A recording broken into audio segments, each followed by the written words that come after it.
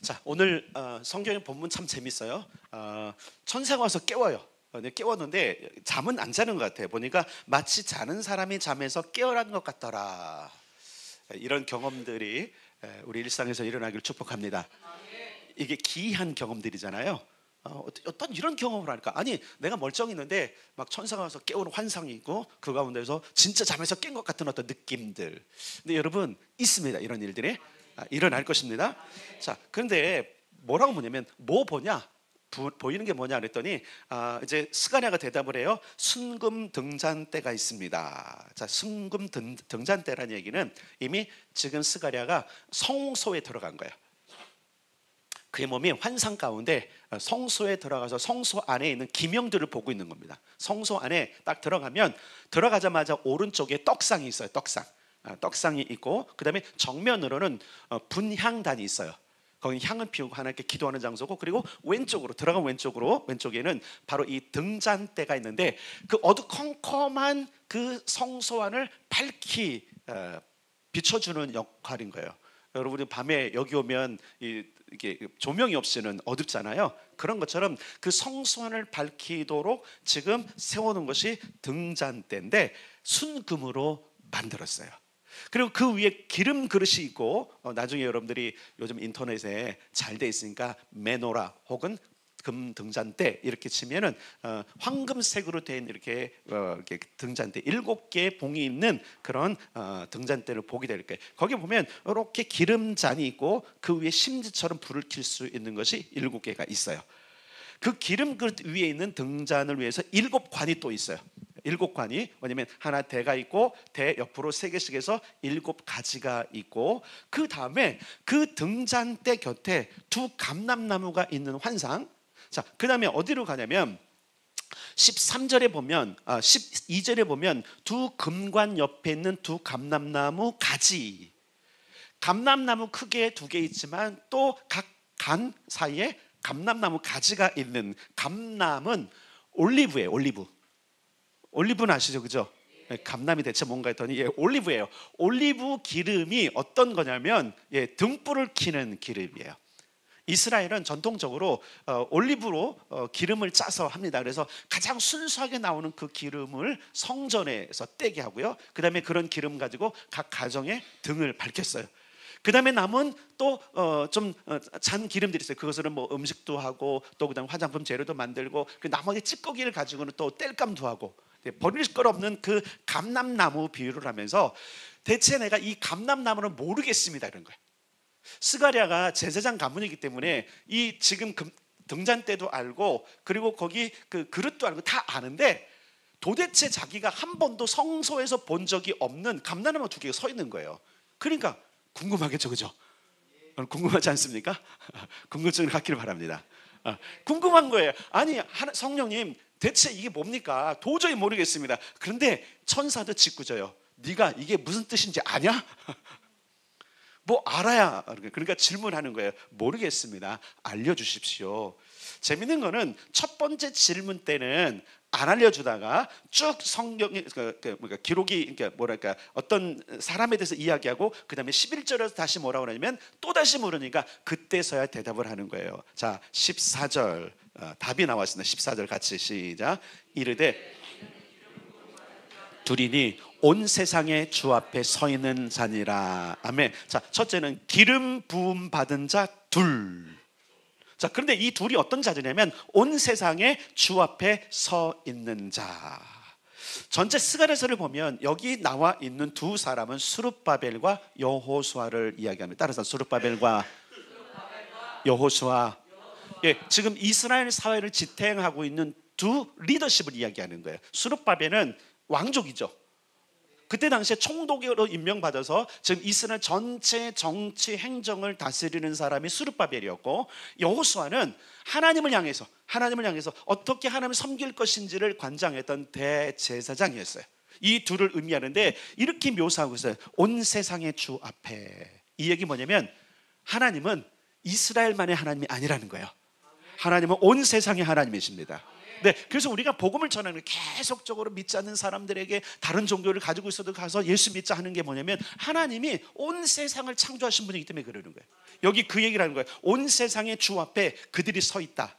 자, 한번 생각해 봅시다. 우리가 사실은 모든 성도들의 마음이 뭐냐면 나도 하나님 앞에 서 있는 경험을 하고 싶어요. 정말 내 앞에 하나님이 있으면 좋겠어요 라고 하는 그런 소망이 있죠. 그래서 하나님을 봤으면 좋겠어요. 경험했으면 좋겠어요. 근데 여러분 경험합니다.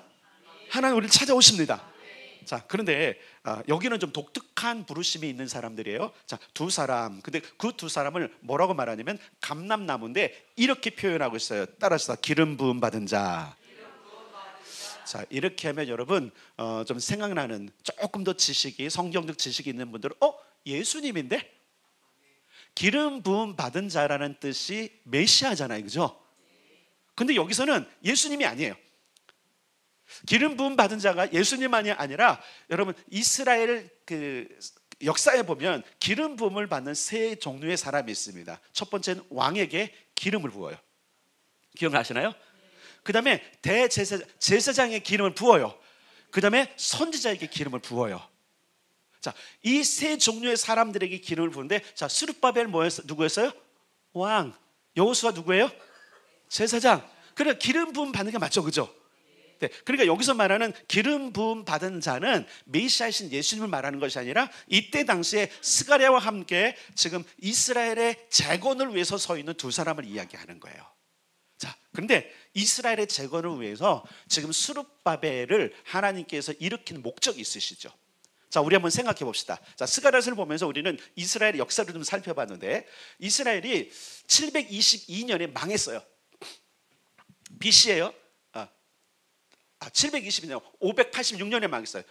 그 720, 과거죠. 숫자가 많을수록 옛날이죠, 그죠? BC는 722년에는 북이스라엘이 망했고 남유다가 586년에 망했어요. 혹은 587년에 망했는데 그때부터 한 70년이 지난 뒤에 하나님께서 고레스라는 왕을 감동시키시죠.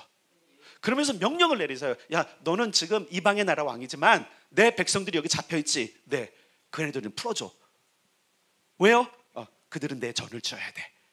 그래서 고레스 왕으로 말미암아 어떤 명령을 받게 되면 이스라엘 온 백성, 나의 나라에 있는 모든 이스라엘 백성들이 자유다.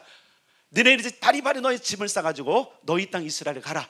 그리고 너희들이 할 일이 있다. 그러면서 할 일을 정확하게 정해줍니다. 뭐였어요 그것이요? 누구의 성전? 여호와 하나님의 성전을 지어라. 자, 그런데 여러분 그 일이 있기 굉장히 오래전에 이사야라고 하는 선지자가 이 하나님의 성전에 대한 개념을 정의해 놨어요. 그것이 뭐냐면 따라서 합시다. 내 집은 만민이 기도하는 집이라. 그러니까 하나님께서 고레스를 감동시키셔서 이스라엘 백성들을 하여금 짓게 하신 그 집은 하나님의 성전은 따라서 합시다. 기도의 집이었다. 물론 이것을 인정하지 않는 목사님들이 있고요, 인정하지 않는 교회들이 있는데 분명한 것은 이사야가 정해놓고, 그리고 기억해 보세요. 예수님께서 사역하시다가 여러분 성전에 들어와서 성전을 정결케 하신 사건이 있죠. 막 그냥 돈 바꾸는 사람들, 비둘기 파는 사람들, 뭐 양떼들 난리 법석, 막 어떻게 시장바닥처럼 있을 때 가서 노끈을 들고 그냥 돈통 엎어버리고 비둘기 날려버리고 하면서 마치 폭군처럼 다 정돈하신 뒤에 뭐라 그랬어요? 야, 너희가 왜 이렇게 여기 강도의 구렬처럼 만드냐? 너희는 이사야서를 읽어보지 않느냐? 내 집은 만민이 기도하는 집이라 일컬음 받으리라 하지 않았느냐? 라고 하면서 예수님이 정리를 해버리세요. 그렇구나. 성전의 개념이 광야 때 성전의 개념이 아니라 이사야 때부터 하나님께서 정하셔서 예수님이 정확하게 기도의 집이 되어야 된다고 선언하셨잖아요. 오늘 제목을 함께 읽어보겠습니다. 시작. 기도의 집을 지탱하는 힘. 네, 우리 아리엘교회는 기도의 집을 겸하고 있어요. 자, 그럼 이 기도의 집을 지탱하는 힘이 뭘까? 오늘 본문에서 그것을 이야기하고 있는 거예요. 사실은 지금 스가랴를 이렇게 세우신 이유는 뭐냐면 성전 건축, 기도의 집 재건이 지금 중단됐거든요. 고레스의 칙령 때문에 왔어요. 그래서 고레스의 명령을 듣고 꽤 많은 사람들이 자기 고향 땅 얼마나 신나겠어요. 우리가 예전에 광복의 기쁨을 누리는 것처럼 8.15 광복절을 곧 오잖아요, 그죠? 아직도 여러분 그게 몇 년이 됐습니까? 1945년도 일이잖아요. 그럼 내년이 벌써 몇 년 되는 거예요? 45년이면 80년 되는 거예요. 그죠? 그 정도로. 그런데 그 80년 전의 일도 우리가 어떻게 해요? 너무 기뻐하는데 당시에 있던 사람들, 1945년도에 살아계셨던 분 계시나요? 43년생, 그때는 앵애 하셨기 때문에 모르실 거예요. 한 30년생들 그때도 잘 모르는데 한 1930년도에 사신 분은 그런 8.15 광복절을 다르게 봤을 거예요. 안 그럴까요, 여러분? 그러니까 인지하지 못한 시대가 아니라 모든 걸 알 수 있던 그 시대의 사람들은 이게 보통 감격이 아닌 거예요. 그러니까 고레스 칙령이 딱 발표되자마자 여기 왔던 이 사람들은 야, 드디어 우리가 자유를 누리는구나, 드디어 하나님을 섬기는 기회가 생기는구나 하고 이들이 정말로 희망의 부품을 가지고 왔단 말이에요. 그래서 처음 와서 이제 기반을 닫고 정착을 딱 한 뒤에 뭐부터 시작하면 진짜 성전을 건축하기 시작했어요. 근데 성전을 건축하는데 쉬운 일도 있지만 어려운 일도 있어요. 첫 번째 쉬운 것은 뭐냐면 이미 터가 있어. 이건 정말 좋은 거예요, 여러분. 뭐 우리가 이런 교회를 지으려는데 뭐 어떤 사람이 그러더라고요. 예전에 우리 교회는 교회 안 짓습니까? 그래서 그랬어요. 땅도 없어요. 뭐 땅이 있어야 짓거나 말 거예요. 근데 이 사람들은요, 땅이 이미 있는 거야. 이미 있어. 그러니까 그 땅 주변에 그들 텐트를 다 치고, 그리고 이제 그 땅에 뭘 하기 시작하는 거예요? 성전을 짓기 시작하는 거예요. 그래, 땅이 있으니까 얼마나 좋겠습니까? 그리고 중요한 게 뭐냐면 그 터가 그대로 남아 있는 거야. 땅도 있을 뿐만 아니라 여러분 지금도 예루살렘에 가면 성전터 그대로 있잖아요, 사실은요. 그죠? 성벽도 있고 그게 보존돼 있으니까 거기를 이제 다 깨끗이 하고는 그들이 이제 기둥도 세우고 하기 시작하는데, 문제는 뭐였냐면, 어려움이 뭐였냐면, 그동안 여기가 빈 땅이었는데 갑자기 사람들이 우르르 몰려오더니 여기 뭔가 세우는 거야. 그러니까 생각해 보세요. 주변에 살던 사람이 있었을 거 아니에요. 이 사람들이 갑자기 아니 이게 뭔 일이야? 우리가 지금 70년 동안 여기 지금 우리가 땅을 잡고, 요즘도 그렇잖아요, 여러분. 한 70년 동안 내가 거기 살고 있으면 뭐를 주장할 수 있죠? 소유권, 재산권 주장할 수, 우리나라도 그렇게 돼 있어요. 그러니까 여기 있는 사람들은 갑자기 아닌 하늘에 날벼락이는 거야. 우리가 그동안 살았는데 갑자기 얘네들이 그것도 그냥 한둘이 아니라 떼거지로 몰려와갖고 하니 얼마나 여러분들 긴장하고 힘들겠습니까? 그러니까 뭘 하기 시작했어요? 방해하기 시작한 거예요. 근데 이 방해가 그냥 와서 한두 마디 얘기한 것이 아니라, 그때 당시에 거기 살던 사람들은 굉장히 호전적인 사람들이었고, 그리고 군사력도 있었기 때문에 자꾸 위협하기 시작하는 거예요. 너네가 과연 여기서 살 수 있을까? 그게 지어질 수 있을 것 같아? 그리고 이건 반역이 하면서 아무 배경도 모르는 사람들이 계속 이스라엘을 공격하기 시작했어요. 근데 이게 보통 일이 아닌 거예요. 그 주변에 있는 사람들, 어떤 사람들이냐면 절대로 이건 놔둘 수 없어 하면서 상소문을 누구한테 하면 다시 바사 왕에게 보내요. 근데 왕이 바뀌었어. 고레스에서 왕이 바뀌어버리니까 그 뒤에 이 상소문을 받은 왕은 고레스로부터 전달받은 게 없거든요.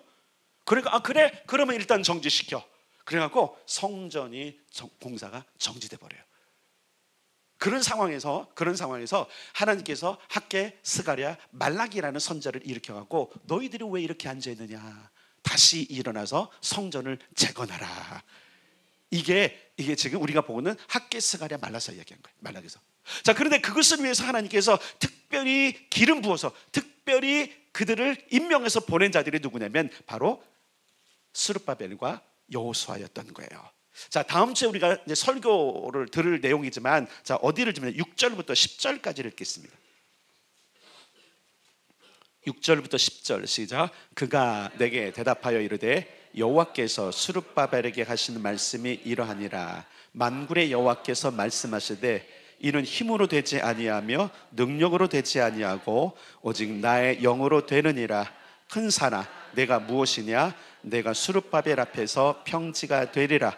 그가 머릿돌을 내놓을 때에 무리가 외치기를 은총이 그에게 있을지어다 하리라 하셨고, 여호와의 말씀이 또 내게 임하여 이르시되 스룹바벨의 손이 이 성전의 기초를 놓았은즉 그의 손이 또한 그 일을 마치리라 하셨나니, 만군의 여호와께서 나를 너희에게 보내신 줄을 내가 알리라 하셨느니라. 작은 일의 날이라고 멸시하는 자가 누구냐? 사람들이 스룹바벨의 손에 다름줄이 있음을 보고 기뻐하리라. 이 일곱은 온 세상에 두루다니는 여호와의 눈이라 하시니라. 아멘.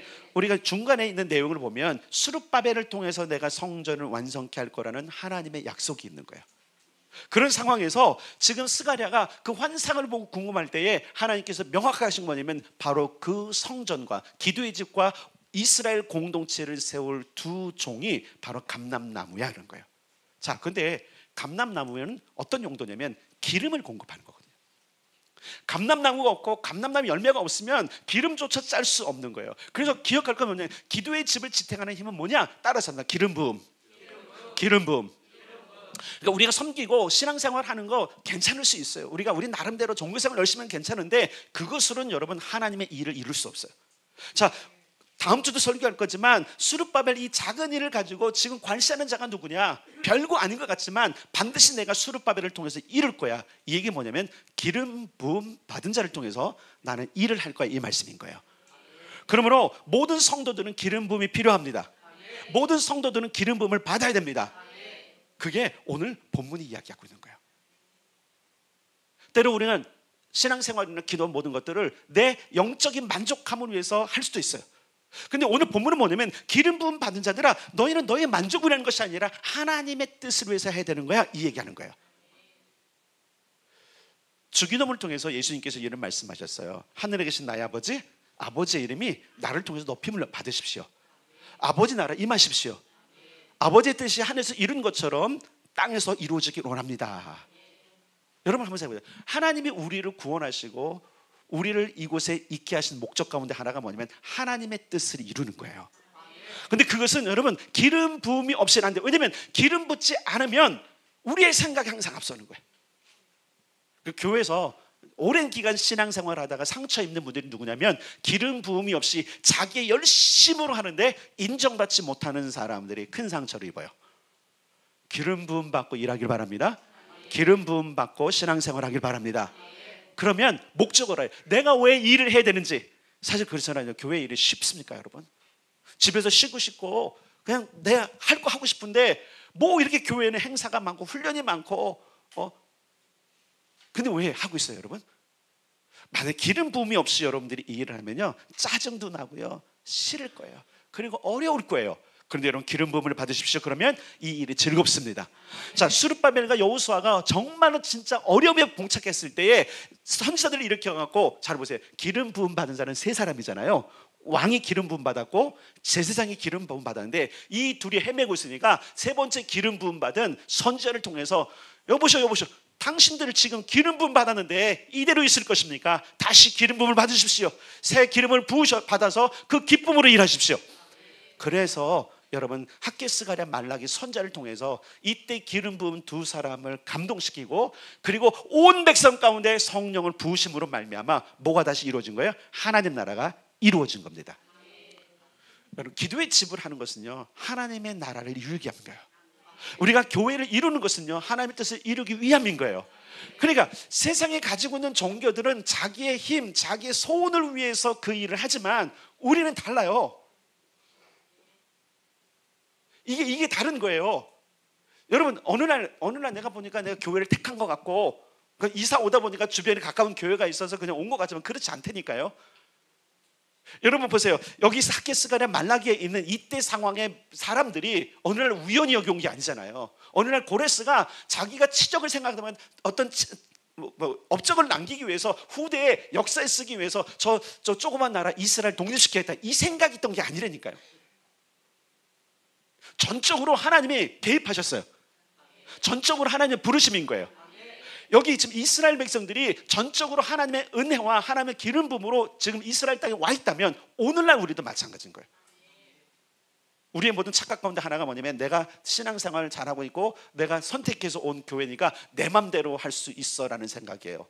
그래서 망하는 거예요. 우리는 겸손해져야 됩니다. 하나님이 우리를 부르셨고 하나님의 은혜로 내가 여기 서 있고 그것으로 지금 섬기고 있다는 사실을 기억해야 될 거예요. 중요한 것은 이 기름 부음이 왜 중요하냐면 기름 부음이 있을 때 하나님의 뜻을 알게 되는 거예요. 잘 이게 뭐냐면 기름 부음이 없으면요 그 불 꺼져요. 우리에게 열정이 있을 수 있습니다. 어떤 사람은 기도의 열정이 있을 수 있고 어떤 봉사 열정이 있을 수 있고 어떤 사람은 다른 사람 섬기는 열정이 있을 수 있어요. 그런데 여러분 그 열정은 곧 꺼져요. 여러분 기도 생활 해보셨잖아요. 기도 생활은 쉽습니까? 내 열정으로 하면 뭔가 항상 한참 뭔가 감이 있을 때는 열심히 하는데 기름 부음이 있으면요 쉬지 않고 할 수 있어요. 이스라엘 백성들이 수전절을 기념하는 이유가 뭔지 아시죠? 수전절. 그 수전절의 배경은 이런 거예요.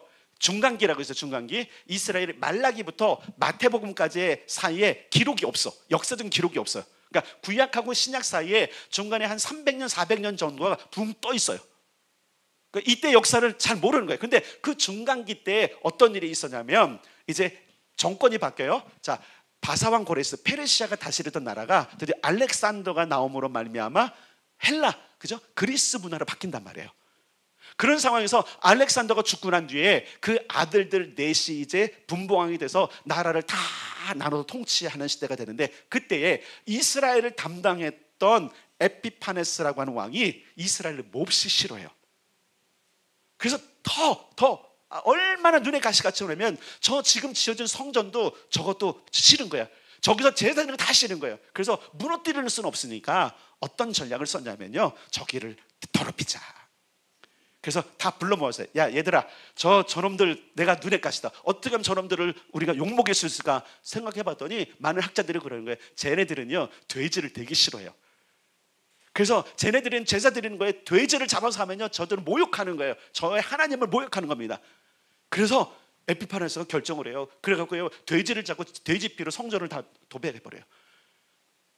부정한 짐승으로 알고 있던 이스라엘 사회에 그런 일이 있으니까 지금 이스라엘 발칵 뒤집힌 겁니다.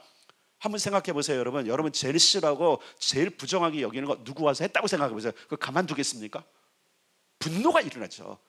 이 분노가 일어난 사람들 가운데 제사장 가문이 있어요. 마카비라는 가문이 있었는데 이 마카비 가문의 형제들이 일어나고 다시 싸우는 겁니다. 어떻게 이럴 수 있느냐? 어떻게 너희들이 만군의 하나님을 이렇게 더럽힐 수 있느냐?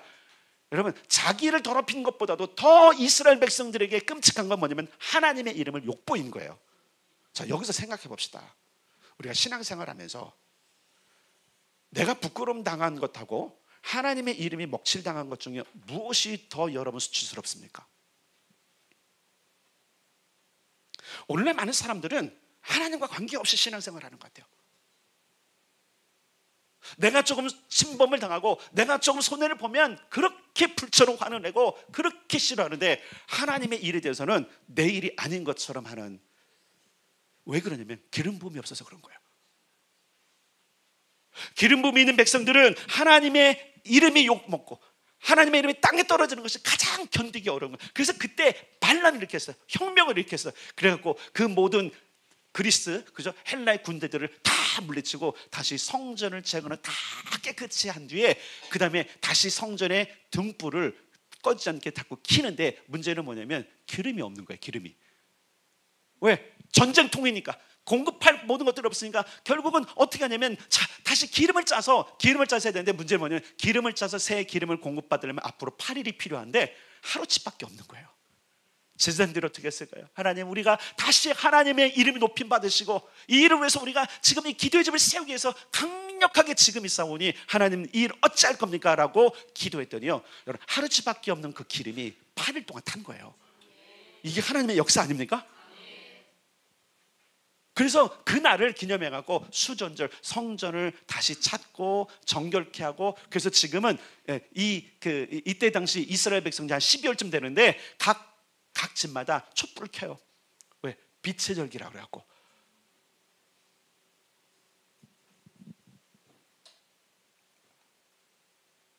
스가랴가 지금 하나님의 성전이 지금 원수들에 의해서 지금 모든 것 중단된 사건을 보고 마음이 아팠던 거예요.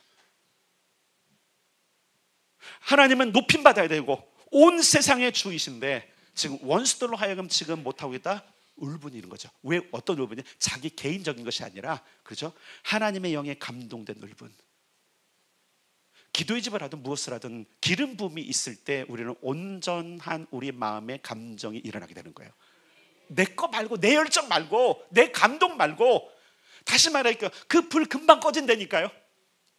제가 한번 생각해 보세요. 18년 동안을 오면서 몇 년을 밤을 새면서 내가 무슨 정신으로 이것으로 왔을까 생각했더니 기름 부음이 없으면 못했더라고요.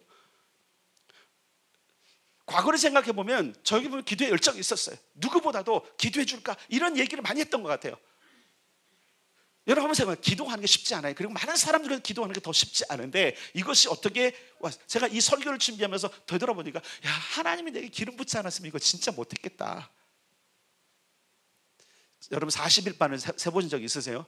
물론 목사니까 가능하겠지만 그 추운 곳에서 조그만 난로 하나 가지고 추위를 느끼면서 두꺼운 이불 뒤집어 쓰고 그것도 한 번이 아니라 과거 지금도 마찬가지고 남들은 다 자는 시간에 졸릴 때 눈을 비비면서 잠을 깨가면서 이 일을 즐거워했던 이유를 보니까 하나님의 기름 부음이 있던 거예요. 끊임없이 그 일을 감당할 수 있는 기름 부음이 없이는 여러분 롱런할 수가 없는 거예요.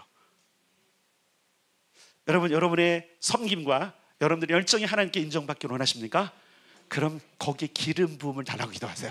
우리가 열정이 있거든요. 기도할 열정이 있어요. 그거를 못 탓하는 것이 아니라 그것이 오래가고 그것이 정말 하나님 나라에 기여를 하려면 내 기름 말고 나한테 있는 기름 말고 하나님의 기름을 부어달라고 기도하셔야 돼요.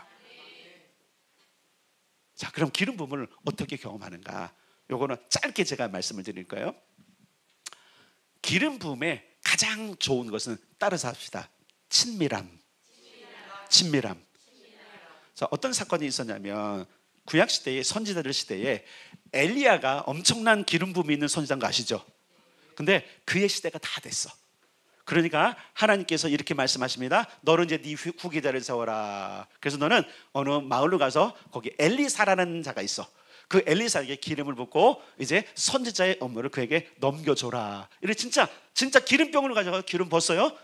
그랬더니 엘리사가 자기가 했던 밭농사를 다 팽개치고 그렇죠? 그리고는 따라갑니다. 따라가는데 엘리사는 한 번도 하나님께 선지자로 부름 받은 적도 없고 그런 징조도 없었던 거예요. 그러니까 기름 부음 받긴 했는데 그것도 어떤 게 병으로 진짜 기름을 받는 건데 아무리 봐도 자기는 엘리야만큼 능력이 없다라는 걸 깨달은 거예요. 난리 났잖아요, 여러분. 엘리야 하면 온 땅을 휘저었고 왕들도 무릎 꿇고 왕들도 문의하는 건데 아니 엘리야 당신 대체 무슨 일이 합니까? 아니 나한테 병으로 기름 부은 거 따라는 가는데 능력을 주세요 제발. 근데 안 주네. 그러니까 엘리사가 전략을 바꿨어요. 이거 말만 하면 안 되겠다. 그래서 좀 괴롭혀야 되겠다. 그래서 성경을 보면 간단한 것 같지만 엘리야가 가는 어느 곳이든지 계속 졸졸졸 따라가요. 밥을 먹으면 같이 밥 먹고 잠자면 같이 잠자고 어디 가서 들어가면 거기 같이 쪼그려 앉고 옆에 있고 그러면서 뭐 하고 있는 거예요? 제발 좀 능력을 달라고. 야 좀 귀찮게 하지 말아라. 대체 네가 원하는 거야. 능력이 갑자기. 야 그거 내가 주는 거 아니야. 근데 기름 붓잖아요. 졸졸졸 따라다녀요. 드디어 마지막 엘리야가 갈 날이 가까웠습니다. 근데 그것을 누가 하냐면 그 엘리야가 키웠던 선지 생도들이 있어요. 학교에 그 선지자들 다 알았어요. 그럼 엘리사 당신이 이대로 지금 기름 부음 받았다면서요? 받았지. 아십니까? 지금 우리의 스승 엘리야가 이제 하나님께 부름 받아야 되는 거 당신은 알지. 다 알고 있던 거예요. 어떻게 하려고요? 나는 능력을 받기 전에 그 사람 못 보내. 그러면서 졸졸 떠난 거예요. 드디어 이제 마지막 요단강을 건너야 될 그 시기에 이르러서 엘리야가 이 말합니다. 이제 가라. 나는 이제 하나님께 가야 돼. 그러니까 엘리사가 뭐라 그래요? 능력의 갑절에 내게 오기 전까지는 나는 당신 안 떠나갑니다. 드디어 요단강을 건너갔습니다. 드디어 하나님께서 그를 데려가시는데 데려가시기 전에 좀 머리에 손을 얹고 기름 부음이 있을지어다 얼마나 좋아. 뭐라 그래요? 만약에 내가 올라가는데 내 의복 중에 하나가 떨어져서 너한테 가면 네가 능력이 있을 거야. 이렇게 가버렸어. 아무 못통 오려고. 근데 실제로 그가 혈액바람으로 올라갈 때에 엘리야의 겉옷이 떨어지고 그죠? 엘리사가 그 겉옷을 입음으로 말미암아 뭐가 됐죠? 드디어 능력이 임했던 거야. 기름 부음이 임한 거야. 자, 근데 이거를 기억해야 될 게 있어요. 엘리사가 엘리야로부터 그리고 하늘로부터 기름 부음을 받은 이유가 뭔가? 그것은 붙쫓은 거예요. 친밀함이었다는 거예요. 하나님과 친해지십시오.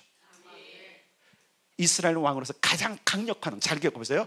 왕에게 기름을 붓는데 그냥 왕이 아니라 하나님이 역사를 두고 기억하고 그 왕권을 유지해 강력한 기름 부음이 다윗에게 부어졌잖아요. 근데 하나님이 뭐라고 표현하신지 알아요? 얘는 나하고 너무 친해서 내가 부은 거야. 잘 기억하셔야 돼요. 대부분 많이 기도한 사람이나 설교 현장에 있는 사람들은 이렇게 생각을 해요. 난 저분에게 안수를 받은 기름 부음이 올 것 같아. 예, 그럴 수도 있어요. 근데 가장 중요한 기름 부음의 통로는 따라서 합니다. 친밀함. 자, 여기 보세요. 그 관 곁에, 이게 친밀함이에요. 옆에 있는 거예요. 예수님의 제자들이 3년 동안 예수님 곁에 있었어요. 그죠? 기름이 부어졌습니까? 안 부어졌습니까? 부어졌어요. 부어졌어요. 부어졌어요. 모세에게 기름이 부어졌죠. 하나님께서 모세를 뭐라 그랬어요? 이는 나의 사랑한 자예요. 그죠? 이만한 자가 내 곁에 없어. 그는 나와 대화도 하는 자예요. 이게 친밀하다는 얘기예요. 성경에 보면 수많은 기름 부음에 대해서 이야기할 때 그것은 친밀함으로 가는 거다. 이 얘기 뭐예요? 친한 자에게 참기름이라도 하나 더 주는 거예요. 아시겠어요 여러분? 미운 자는요 감춰. 잘 기억하셔야 돼요 여러분. 이 원리가 있어요. 미운 자가 오면요 있던 참기름도 감춰요. 근데 정말 좋아하는 사람은 있는 감춰둔 참기름이라도 꺼내. 맞습니까? 이게 친밀함인 거예요. 하나님과 친해지십시오. 친한 곳으로 나오십시오. 친한 곳으로 나오라는 게 뭐냐면 하나님이 원하는 자리로 가는 게 친밀함이에요. 지금 보세요. 엘리야가 하나님의 음성을 듣고 그의 길을 갑니다. 저 북쪽부터 남쪽까지 마지막 자기 사역을 하는 거예요. 북쪽부터 내려오면서 자기들을 따랐던 선지생도들을 온전하게 하고 거기에 있는 백성들을 축복하면서 줄줄이 내려오는데, 아니 엘리사가 생각해 보니까 자기한테는 기도도 안 해주는 거야. 그래서 그가 딱 말하면 내가 곁에 있으리라. 잘 보세요. 마지막까지 엘리야의 곁에 있던 자가 엘리사였어요. 잘 기억하셔야 돼요. 수많은 선지생도들이 있었는데 그 요단강이 갈라져서 그 스승의 마지막을 끝까지 갔던 자가 누구냐면 엘리사였던 거예요. 곁에 있는 거. 다시 말할게요. 그 관 곁에 있는 두 감람나무, 예, 하나님이 기름 받은 자들 둘, 그를 통해서 뭐가 됐죠? 하나님의 성전, 기도의 집이 완성이 됐더라. 사실 이번 6월에 창립기념주일에 기도의 집을 위한 또 다른 집회를 하려고 했어요. 강사들을 섭외하고 제가 계속 기도하면서 이 사람이 좋을까 저 사람이 좋을까 하면서 제 아내에게도 링크를 주면서 여보 당신이 이분 설교 좀 한번 들어봐. 몇몇 사람들이 있었는데 계속 기도하는데 하나님은 감동이 없는 거야.